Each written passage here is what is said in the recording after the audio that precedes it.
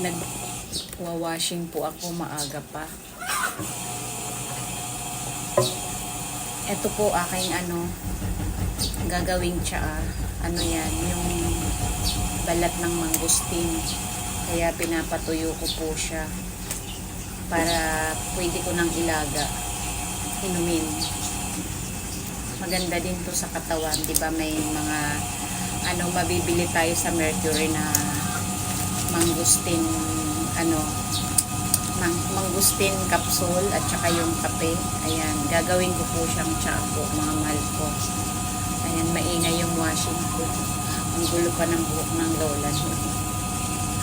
Happy Friday sa ating lahat, mga mahal ko. At saka medyo ulan ng ulan mula pa kagabi.